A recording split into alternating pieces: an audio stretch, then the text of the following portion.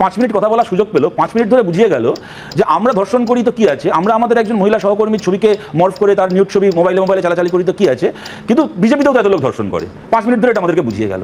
মানে কোথায় রাখবো এদেরকে, কোন কুলুঙ্গিতে রেখে এদেরকে পুজো করবো, আমি মাঝে মধ্যে ভাবি।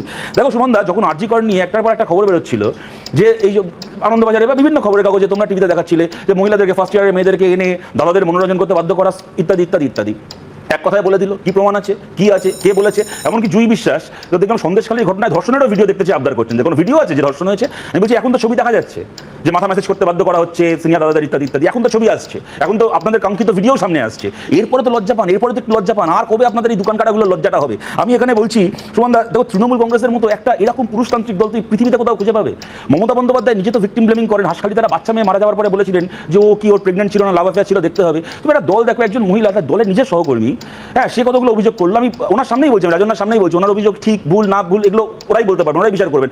অনেকের মতো আমারই প্রশ্ন রয়েছে যে আপনি যখন দেখছিলেন একদিন ধরে তৃণমূলের ভেতরটা এরকম, আপনি তৃণমূলের বিরুদ্ধে কথা না বলে ফালতু Ram Ram same same same same same same করছিলেন কেন? মানে যাদের বিরুদ্ধে বললে বরং এই ঘটনাগুলোকে আরো সামনে আনা যেত, সেগুলোকে সময় মতো বললে হয়তো মানে সাউথ কলকাতা ল কলেজ সহ আরো বহু কলেজে বহু ছাত্রীর হয়তো তাদের এই বাস্তবতাটা আমাদের আরো আগে সামনে আসতো। কিন্তু যাই হোক না কেন, ঘটনা হচ্ছে যখন একজন মহিলা বলছেন কোনো একটা জায়গায় দাঁড়িয়ে যে আমার সাথে একটা অন্যায় হয়েছে, তখন আমার কি বেনিফিট অফ ডাউট তার পক্ষে যাবে, নাকি তখন তার চরিত্র, সে কবে কি করেছিল, তার গালাগাল দেওয়া, এ নাটক করছে, মিথ্যে কথা বলছে, এবং এটা করছে কারা?